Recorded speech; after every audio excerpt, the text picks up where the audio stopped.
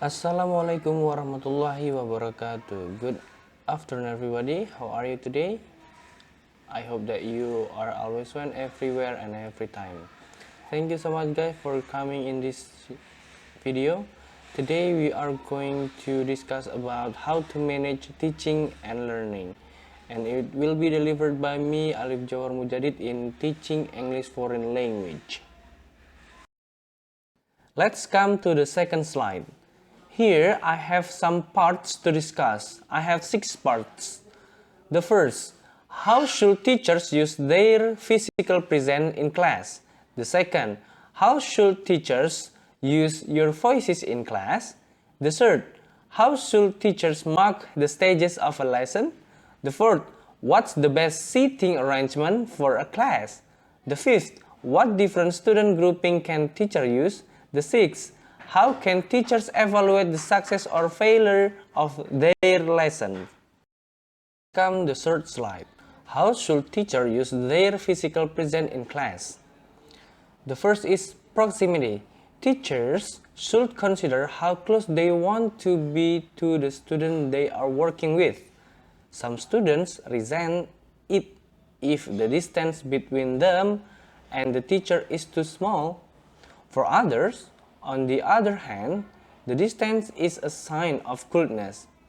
Teachers should be conscious of their proximity and in assessing the student's reaction to what is happening in the classroom, they should take this into account. In this part, the proximity is about feeling between the teacher and the students. The second is appropriacy. Deciding how closely you should work with students is a matter of appropriacy. So, it is the general way in which teachers sit in the classroom. Many teachers create an extremely friendly atmosphere by crouching down when they work with students in pairs. In this way, they are the same level as their seated student. However, some students find this informality worrying. Some teachers are even happy to sit on the floor, and in a certain situation this may be appropriate. All the position teachers take sitting on the edge of tables, standing behind a lectern, standing on raised days, etc. make a strong statements about the kind of person the teacher is. It is important, therefore, to consider what kind of effect such physical behavior has so that we can behave in a way which is appropriate to the students we have and the relationship we wish to create with them. The next is movement. Most successful teachers move around the classroom to some extent. That way, they can retain their students' interest or look more closely with smaller groups. How much a teacher moves around in the classroom, they will depend on his or her personal style, where he or she feels most comfortable, or the management of the class, how she or he feels it easiest to manage the classroom effectively, and whether or not he or she wants to work with smaller groups. Here, you have to move around to the class. If you move too much, it will be unfocused for the student. But if you are too silent, it's not good for the student because they will be boring or will be bored. The fifth slide, how should teachers use their voices in class? We have 3 parts. A is audibility, B is variety, C and conservation. Let's come to the audibility. Clearly, teachers need to audible. They must be sure that the students at the back of the class can hear them just as well as those at the front. But ability cannot be divorced from the voice quality. A rasping shout with always unpleasant.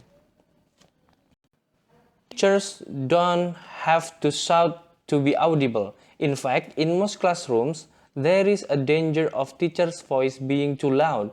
Good teachers try to get this balance between audibility and the volume just right. B is variety. It is important for teachers to vary the quality of their voices and the volume they speak at depending on the type of lesson and the type of activity.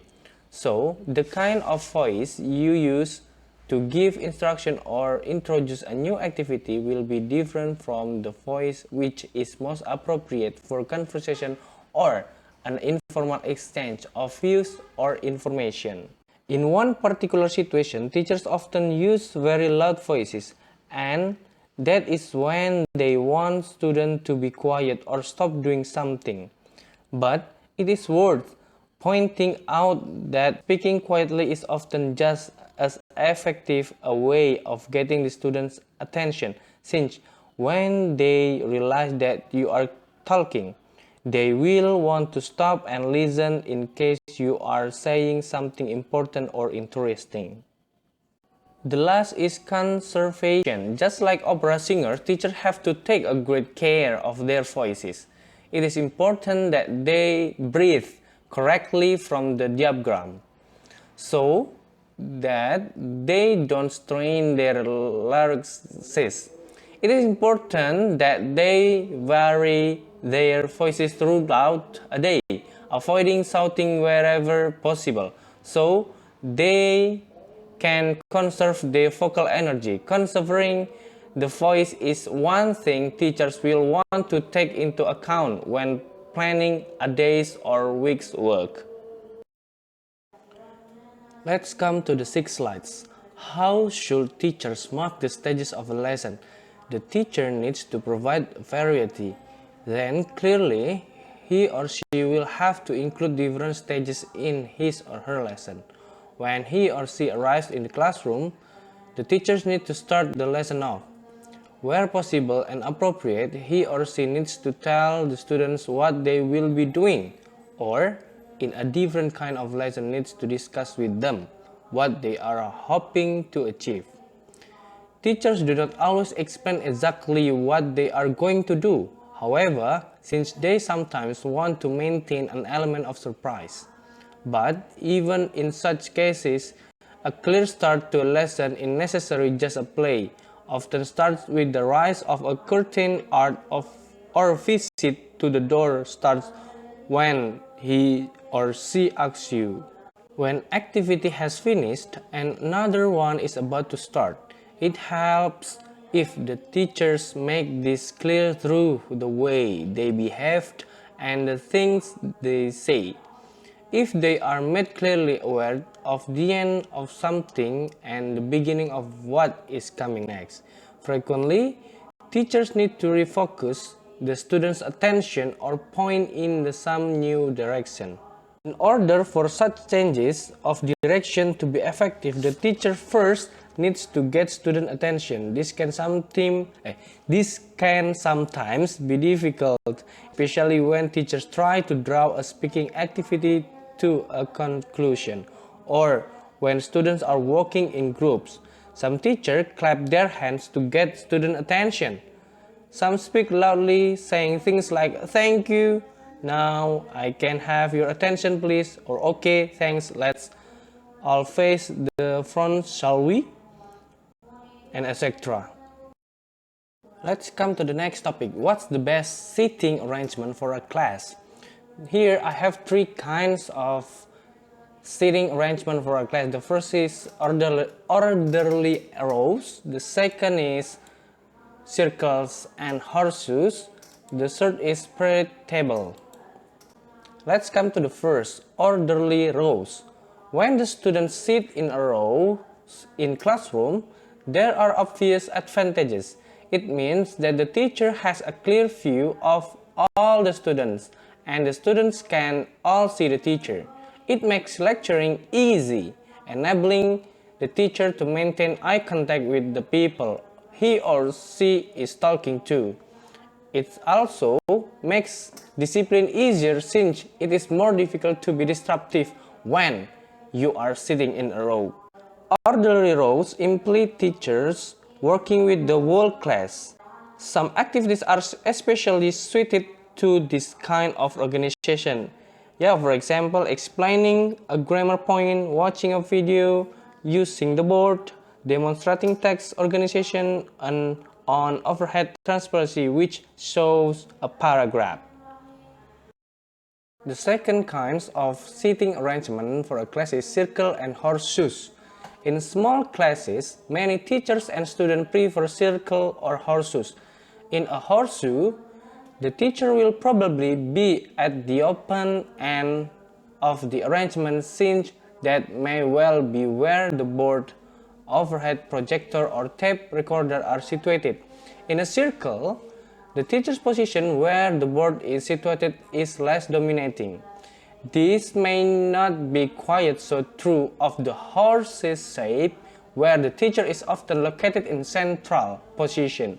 But even here, the teacher has a much greater opportunity to get close to the students.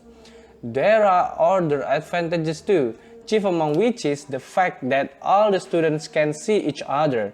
In a circle or a horseshoe, no such disruption is necessary.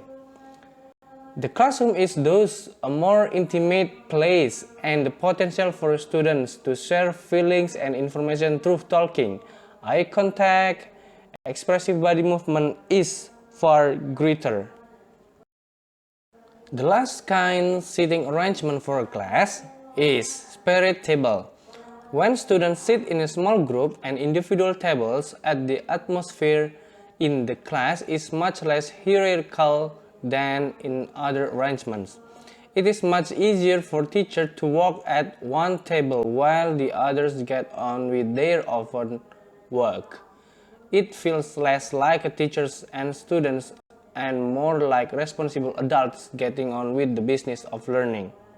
However, this arrangement is not without its own problems.